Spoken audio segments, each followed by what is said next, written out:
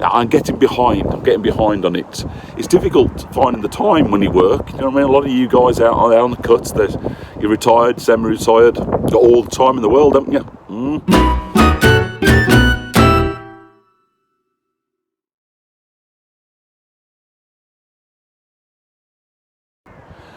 So good morning. I hadn't planned on doing a vlog today, but I thought, well, I'm going to come and do a bit of an oil change.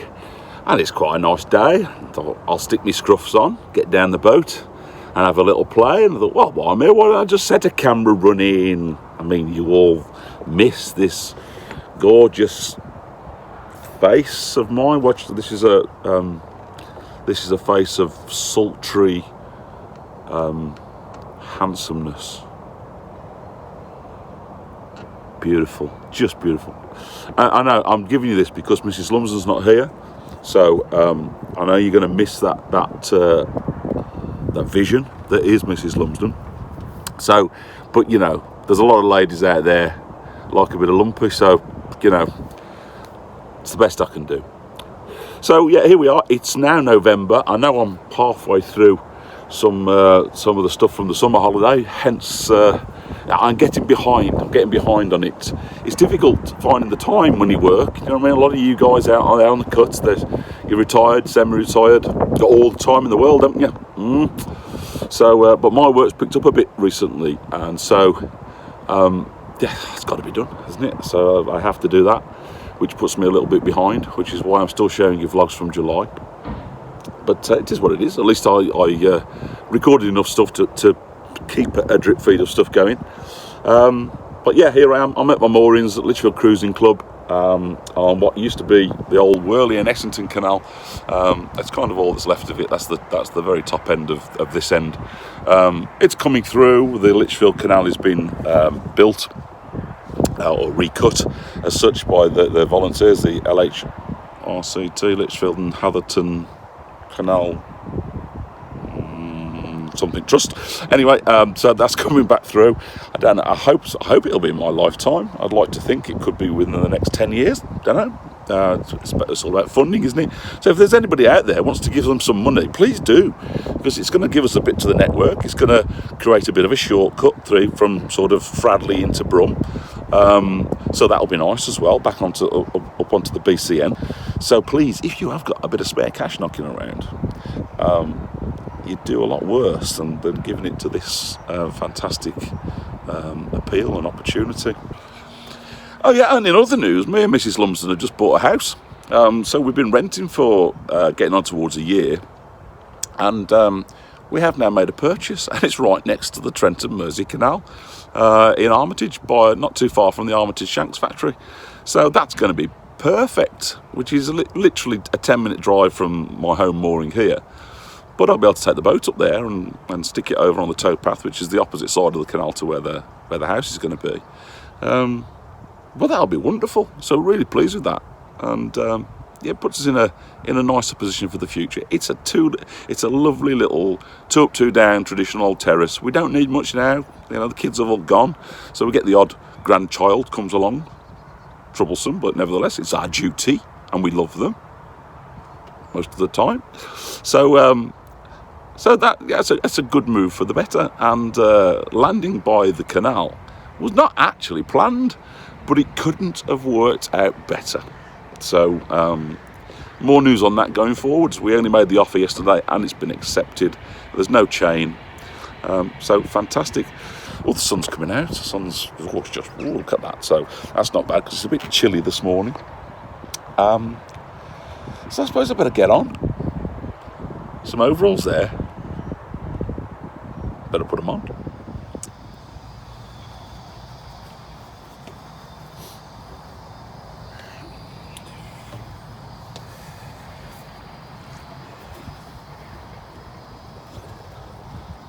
Lots of rags. Screwdriver to probably have to knock through the oil filter. I always have to. I can never get the things off, and I'm sure I don't over tighten them. You know, bull in a china shop, as Mrs. L calls me. So, all things considered, pretty dry in there, considering we've not been on the boat for a while. Looks a bit grubby again. Fishing nets all over the place. Far too much junk. But that's me. So, yes. The thing I love about diesel boat engines is this ability to just suck it up and out. As the cars, you got to climb under and undo the sump plug and drain it all out. I don't know why that system doesn't exist with cars. Why doesn't it? I don't know.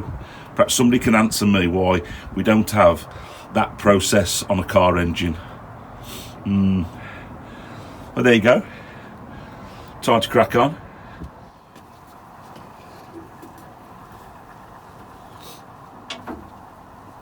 It's a good job I'm slim and nimble.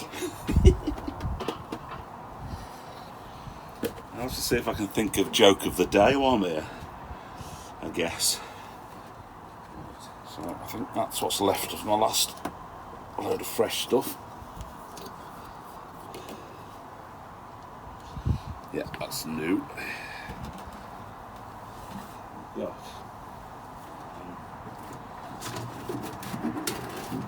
Building up a collection of old oil, which I'm going to have to get disposed of at some point. Okay.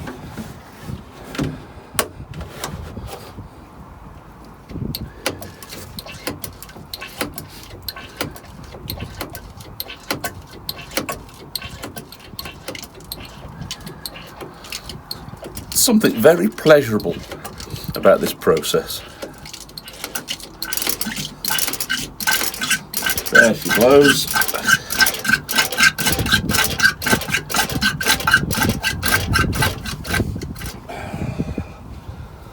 Okay, top onto that.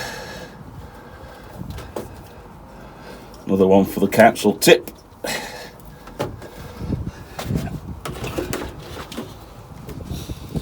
I did run the engine just for a couple of 3 minutes before I did this, just to know that anything that's been lying there, it was pushed back around the system again. Because I think I'm guessing the engineers amongst you will tell me that the downside to this must be the fact that you don't actually get absolutely everything out. There must be something still sits in there. So at some point, do you actually need to get to the heavier stuff that might be right on the bottom of the sump? I don't know. Somebody let me know.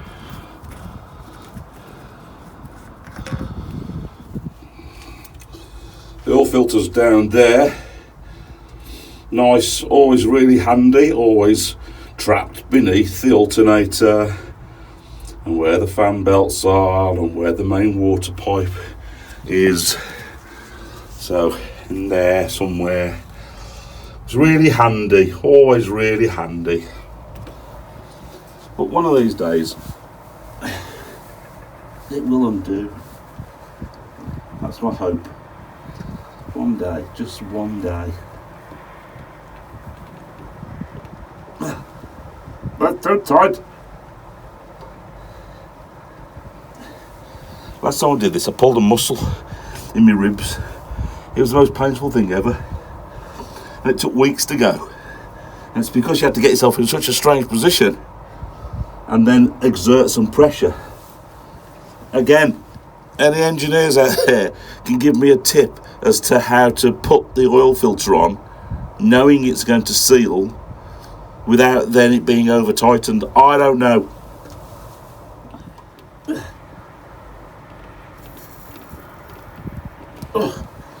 It might be moving. Ow. I'm not over keen on the rust. There's a lot of water there. Why? Where's that coming from then? Don't like it. Don't like that. I think it's just condensation. So I'm sure this isn't rocket science. And I'm not telling anybody they don't already do. But if you don't, little bin liner, wrap that around the filter itself as you're doing it, so that as it comes off the filter and the residual oil will go into the bag instead of into your floor. But as I said, that ain't rocket science, is it? Yes, I've actually got it moving with my hands. I think that's the first time ever that I've managed to do that. Cars as well. I'm obviously going too tight on the nip up. I don't trust the nip up. Awesome. I got it. I caught it.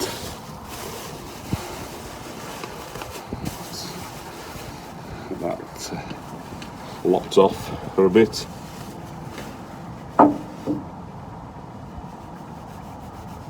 Brilliant.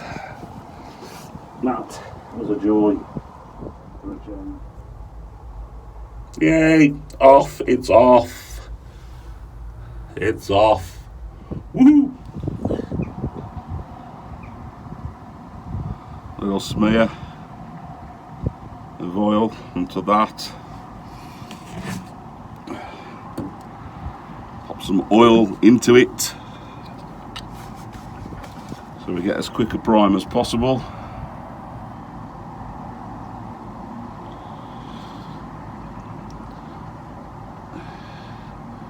Again, it's always a bit of a messy affair, isn't it? Because the oil filter is on horizontal to the engine block, 90 degrees.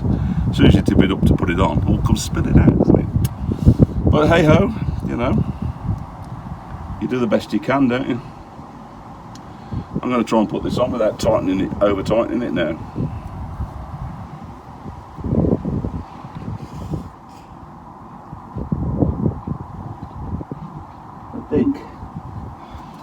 I just never trust it. I just think it doesn't feel tight enough.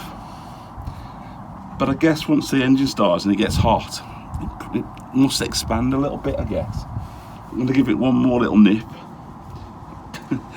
But this is probably the one more little nip that always makes me not be able to get the thing off again. Yeah, I think that's fine. I'll run the engine after I've put the oil in, give it a little bit, and then go and have a little feel and see if anything's dribbling out, I suppose. I'll get it nice and dry down there now, so I can trust that nothing was there before it. Now for the oil itself.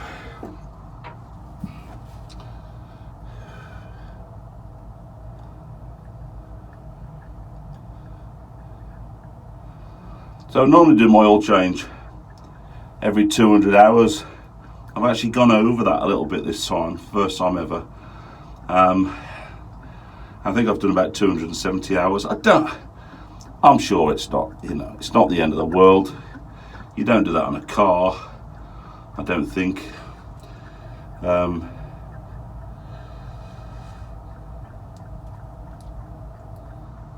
it's just a discipline I want to keep. It seems to be a bit of a standard thing that most people do, I think. So I'm happy to do that. And it isn't a big deal really, is it? I mean, it's cost me 50 quid for the oil and the filter, but that's all right. She's worth it. It's going to cost me a lot more than 50 quid for a new engine, isn't it? For those that don't know or see my other stuff, this is a Beta 28 3-cylinder. It's okay. It's a bit noisy. It's a bit vibrating. That's the 3-cylinder thing. I guess, going forwards, I don't think this is our first and last boat. The next boat I'd like a 4-cylinder, just because they run sweeter, I think. Again, I might be guessing, but 3 cylinders is always going to be unbalanced, isn't it? So it's got a very poor sort of low, tick when you're ticking over with this. There's a lot of vibrating going on in the cabin. If any glass is just next to another glass, it's tick, tick, tick, tick, tick, tick. The whole body and the hull, it obviously goes right through the hull. And I don't like. It really irritates me when I can hear a vibration. I've got little matchsticks and stuck everywhere in between different panels. It would help if I took the little top off that, wouldn't it? yeah, I get really annoyed at it, so I'm shoving bits of cardboard in between gaps and matchsticks and little wedges of wood. I hate vibrations. I hate the noise. Mrs. L sits in there for ages, and I can hear it going squeak, squeak, squeak, squeak, squeak, squeak, squeak, squeak, squeak, squeak, squeak. I think, how is she dealing with that?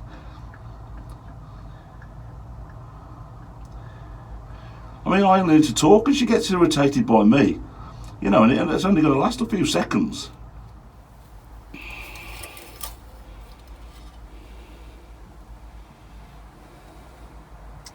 Coming up.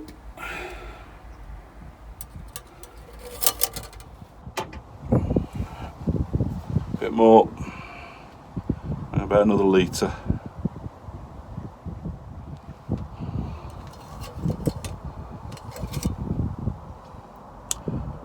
That's just about. Cock on.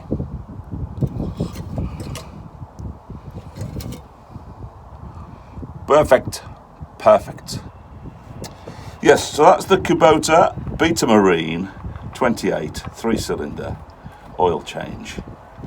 Complete. I shall now log that in my hours, so I know when my next lot of 200 hours is up. And Robert is your father's brother. Wonderful, all done. Always feel good when that's done. Feel like I've treated her. She's been treated to a little, you know, bit of TLC. And I'm going to go and get myself a cup of tea from the clubhouse and see whether I can chew the fat with some of the gentry down there. Always interesting people, lots of stories, and always good for some advice as well. So yeah, just sorry Mrs. L couldn't be here, but she doesn't know this, doesn't know that any of this has to happen. She's just interested in curtains and kittens. That's about it, really. Oh, and me, obviously, she's very interested in me. So you'll see her next time, no doubt.